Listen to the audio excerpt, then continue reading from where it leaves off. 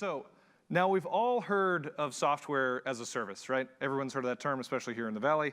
But very few of us have practiced and actually talked about innovation as a service. So now Tom Fishburne, I'm sure many of you know, is one of my favorite marketing and innovation satirists. He talks all the time about innovation. Here, as you can see, are 8 of his favorites, and 2 of mine specifically are the innovating to make whitening with mint toothpaste into mint whitening toothpaste. Of course, it's the exact same product with a different label. And then the ever incremental and line extension of the let's add more blades to the razor because that makes it better, right? So innovation is hard. What is innovation? Well, if you're in charge of innovation at your organization, or even a member of the team that is in charge of innovation, oftentimes you feel like this guy, right? You're trying to carry the burden on your back. You're trying to lead the way. But the good news is that your company has a policy. Like Blair just mentioned, unicef.org/innovation, right? The fact that they even start using that word and understand that they need to innovate to stay relevant in their craft, in their society, is a positive thing.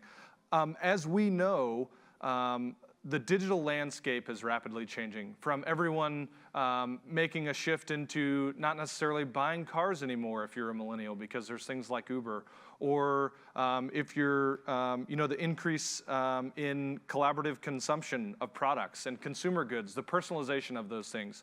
We've moved from this era to where consumers are king, right? We were in the age of manufacturing. We moved to the age of distribution. We've moved past the age of information, and even though I work for an information company, now into the age of the customer. Now that customer is the young kids in India who are using the UNICEF devices. Those people are me that are standing here on stage that have wearable devices. But it's all about, inside each one of these ages, exploring, exploiting, and then optimizing those opportunities inside of what does real innovation look like. And you might ask yourself, but what if consumers aren't looking for a disruptive, synergized paradigm shift and a breath mint, right? Well, it doesn't look like this. Innovation does not look like this. What innovation is it's this happy, sustained middle ground between this radical change, which involves massive investment and deep, long liturgical analysis on what changes actually need to happen. And to the far left, the incremental change, right? A consumer requested this. It was a customer support form that said, hey, add this widget. There's this happy middle ground called sustained innovation, where you only have about a 50 to 80% success rate, but that process is fueling you to stay ahead of the curve. And ahead of the product. So even deeper, what does this sustained innovation actually look like? So if this process is inherently a process, something has to be measured, right? So there's some type of success rate affiliated with that. So not only that, but you have to have an approval or a governance body that helps you facilitate that success and helps you actually give you the legs to stand on. Not only the legs, but in UNICEF's case, right, the capital. In Team USA's case, like Munir talked this morning, you have to have the ability to execute with that new technology that you're using, with those new innovations that you're having. And oh, by the way, minor detail, it's got to be tied back to the business, right? It can't just be this cool new widget that you see on the expo floor that you want to integrate into your business or innovate into your business, right? You have to be able to understand what the business use case is and then have that, again, that targeted success rate of 50 to 80% for those products that you're pushing. Again, I keep plugging Tom Fishburne here, but this is essentially the epitome of a lot of the relationships that we've had with everyone from the health industry to CPGs to retailers to brands all around the world. You have these wonderful brainstorming ideas and brainstorming sessions, and as Blair even mentioned, you have these startup pitch competitions, right, where you go in and everybody's like, look at all these great ideas, and then the company, inevitably it's the guy in the tie, apparently, that has a suit on, that says, hey, let's pick the innovative idea with the greatest potential to keep things the exact same, right? That's not what innovation is about. That's what incremental change is about.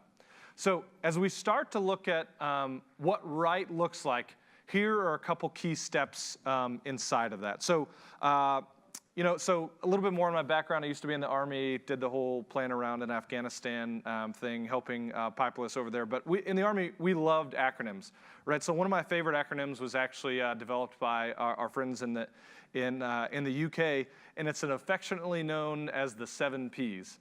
Now, I'm sure many of you have heard of the 7 Ps, but the 7 Ps stand for proper planning and preparation prevents piss poor performance, right? So there has to be a process behind this innovation. It can't just be this brainstorming session. And here are 5 key steps to that innovative process. So first, ensuring there is cross-functional sponsorship. In order to get buy-in for that weird idea that's floating around the room, you have to have cross-functional buy-in. Now, I'm not talking just at the C level or just at the VP level of the VP of product in your organization or inside your brand or inside your or your society. You have to get people from every level. Because oftentimes what happens is you have that VP of product that's bought in, but you know who's not bought in and brought in until the very last minute? Legal. Right? What happens when the soap pen gets to the final stages of launch and legal has a problem with the way that it's shaped because it might cut a child? And right? You got to have everyone from all functions, from accounting to legal to resource allocation to product, all involved and bought in from the very beginning.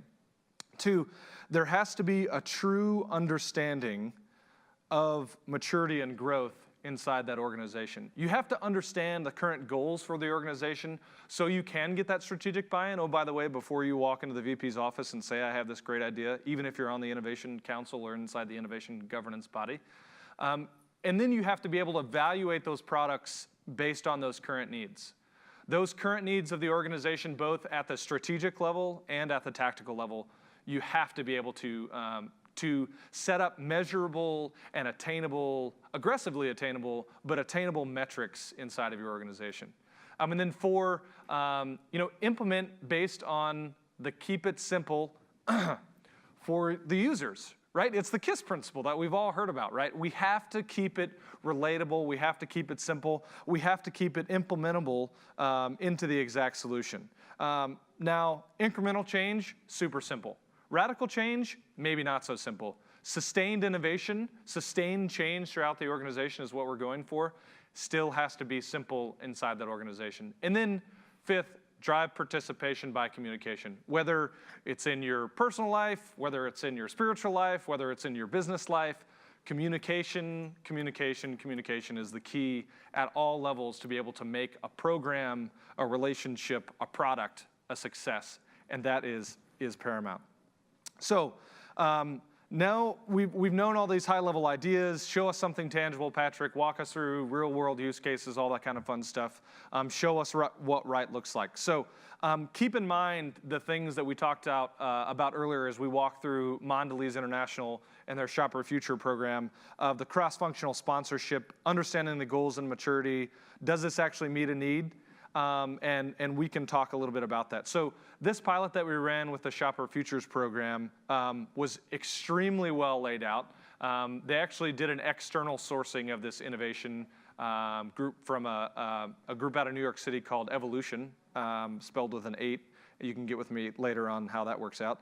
But so these guys had this program completely laid out.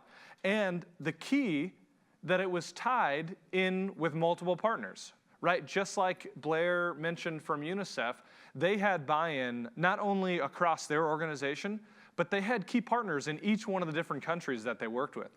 They were able to reach down and touch boots on the ground to actually get the mission accomplished. And to keep it simple, obviously, is a huge key. So let's look at what a little bit of the Shopper Futures program looked like. So the program overview, they were called for scaled innovation. The program goals was obviously to drive innovation in shopper marketing, expand the culture of entrepreneurship and next generation marketers. Because as you know, I'm not sure how many of you out there work for what I would refer to as a big co, as a big company. But a lot of times, big companies are scared of entrepreneurs.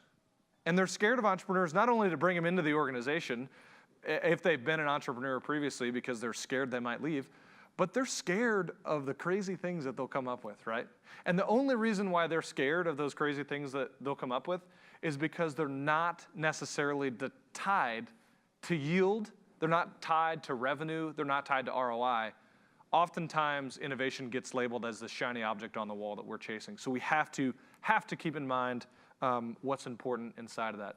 So here's another layout of what actually happened during the program. There was a launch, startup evaluation, the inevitable pitch day that happens, immersions where the actual teams not only came to Mondelez in New Jersey, but the Mondelez team actually came off site to our program, actually to our offices in downtown Cincinnati.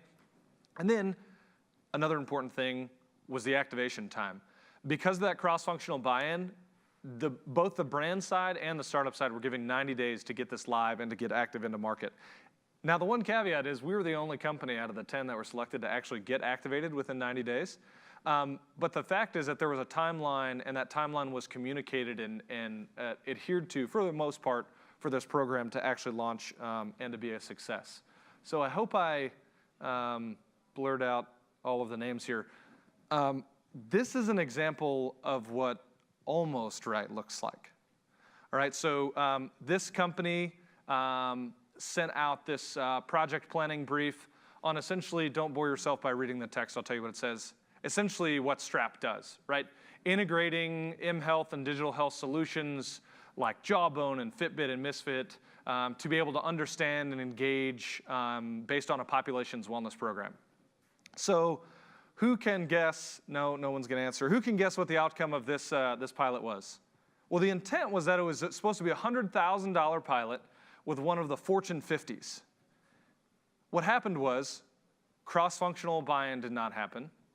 The metrics were not tied to existing strategic operations, and it was not communicated throughout the organization.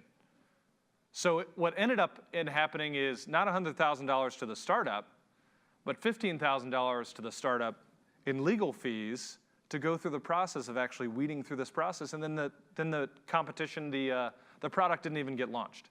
So don't waste your own internal time, because I'm sure it cost this company more than $15,000 internally on dollars to spin up this innovative idea.